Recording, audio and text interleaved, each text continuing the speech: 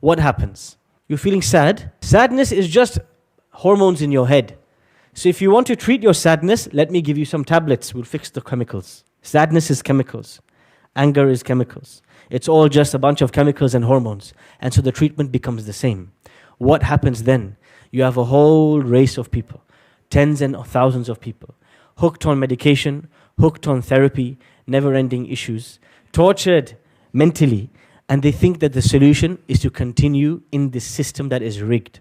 Ibn al-Qayyim al-Jawziyah, a scholar from the 8th century Hijri, in this book, Madarij al-Salikin, The Stations of the Seekers, this book is about the journey of the soul. And it is about realizing that you and me, we are a soul having a physical experience. We are not bodies. Our bodies don't belong to us. There will come a day when we will be removed from our bodies because we are the soul. That's who I really am. Before this world was created, before this universe came into existence, there was Alamul Arwah, the world of the souls. You did not have blood, you did not have flesh, you did not have eyes, you did not have ears, you did not have clothes, you did not have a job, you did not have a family. You only had one thing, you were a soul. And in this world, the universe of souls, there was nothing physical, only the souls. Allah subhanahu wa ta'ala asked the souls, قَالَ أَلَسْتُ بِرَبِّكُمْ, am I not your Lord? قَالُوا بَلَا شَهِدْنَا, they say, yes, absolutely, of course you are our Lord. This is where the journey really began.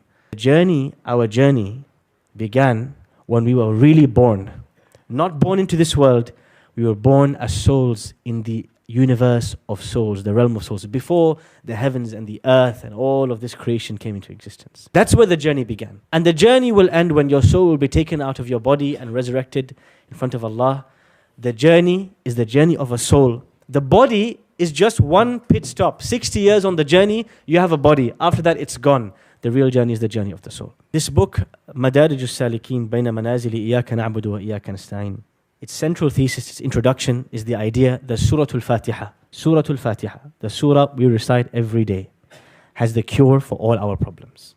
That is the argument that Ibn al-Qayyim makes. He says, you've got physical problems, you've got mental issues, you've got family issues, it doesn't matter. Surah al-Fatiha contains the cure. Believe it or not. If only you understood it well, and if only you were able to implement it in depth. How on earth is 7 verses going to fix the problems of humanity? You might ask and you might wonder. Ibn al-Qayyim starts by explaining that Surah al-Fatiha begins with 4 names of Allah. And he says that all the names of Allah can come under these 4. Who can tell me the 4 names of Allah in Surah al-Fatiha? So Allah, Ar-Rabb, Ar-Rahman, Al-Malik, or Al-Malik. These 4 names is a summary of who Allah is. And if you deeply internalize this in your life, these 4 names, it will erase and remove the vast majority of your issues in life. The first name, Allah, makes us realize that the only one we should be turning to and worshipping and devoting our time and attention to and looking to please is not people, it's not career progression, it's not this, it's not that, it's not money. It is the one who created and fashioned us and the one who will return to. Allah's name, Ar-Rahman, gives meaning to every difficulty you ever face in your life. Because you realized the one who put you in the difficulty, the one who gave you cancer, the one who gave you financial issue, the one who made you lose sleep, he loves you more than your mother loves you. It completely changes the meaning of the difficulty that you went through. Rabb reminds you that just as a farmer plants a seed and pours water on the seed, and the sunlight and the greenhouse nurtures the seed so that it grows to its full potential, Allah, every moment of your life, was looking after you and watching your back. Al-Malik or Al-Malik reminds you that no matter what you possess in this world, it doesn't belong to you, it belongs to Allah. These 4 names of Allah, if one truly internalizes them, Ibn al-Qayyim says, this will rid you and remove from you the vast majority of pain you feel in your life. The fact that you still feel the level of pain that you feel means you haven't internalized them yet. Go back to them and revisit them again. He then says, إِيَّاكَ نَعْبُدُ and إِيَّاكَ نَسْتَعِينُ. It is only you we worship and only you we ask for help. That this line summarizes the entire Quran. And this line is the statement that every prophet was sent to bring people towards and call them towards. He says that إِيَّاكَ نَعْبُدُ and إِيَّاكَ نَسْتَعِينُ removes all spiritual illnesses from your heart, whether it's arrogance, whether it's envy, whether it's anger, whether it's ego. He said everything can be removed by internalizing إِيَّاكَ نَعْبُدُ وَإِيَّاكَ نَسْتَعِينُ. How is that possible? He says, half of all the spiritual diseases that you can imagine, all the amrad al-qulub that you can imagine, can be removed by إِيَّاكَ نَعْبُدُ, by realizing It is only Allah that I worship, I devote my time to, I devote my attention to. Only He can reward me, only He can give me, only He can take from me. Because the vast majority of people put their trust and their hopes and their anger and their investment in people, in outcomes, in wealth, in things. But إِيَّاكَ نَعْبُدُ means you're fully invested only in Allah and you're expecting everything only from Him and you see nothing but His actions, nothing else. إِيَّاكَ نَعْبُدُ removes from you the most dangerous of all diseases of the heart. Who can tell me what is the most dangerous, the most lethal of all the diseases of the heart? Ar-riya is the desire to be seen by people instead of being seen by Allah. For me to stand up and pray, but to pray because I want Fulan to watch me pray. For me to give sadaqah because Fulan is watching me. For me to be addicted to the eyes of the people. This is the greatest of all diseases because this takes you. You are one step away from making these other people or these other things, you're making them equal to Allah. And that is the unforgivable sin. And you are on the edge at this point. إِيَّاكَ نَعْبُدُ fixes riya. It fixes this idea of needing the eyes of others, the intention, the validation of others, because you are trained and focused and thinking about only one thing. The one I devote myself to is the one who created and fashioned me. Only He can reward me and take from me. Someone else mentioned arrogance. This is the other most dangerous spiritual disease. Ibn Qayyim says there's the two most dangerous diseases is the desire to be seen by people and arrogance and pride. إِيَّاكَ نَسْتَعِينُ rids you of arrogance and pride because you realize and you internalize, no matter what happens, I'm dependent upon Allah.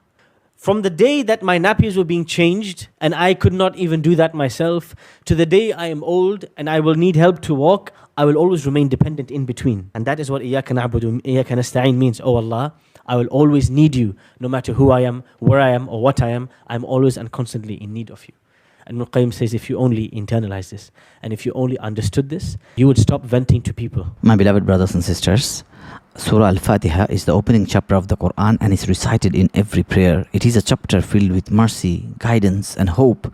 When you recite it with reflection, it reminds you that Allah is the Lord of the worlds, the most merciful and the one who controls everything. Just this realization can remove much of the stress and anxiety from your heart, because you remember that Allah is in charge of your life. This surah also teaches you to turn directly to Allah for guidance and help. It is a reminder that your problems and worries can only be solved by Allah. Placing your trust in Him frees you from relying too much on people and removes the weight of depression from your soul. By contemplating on the meaning of Surah Al-Fatiha, you find peace. It reassures you that even when life feels heavy, Allah's mercy is greater than your struggles.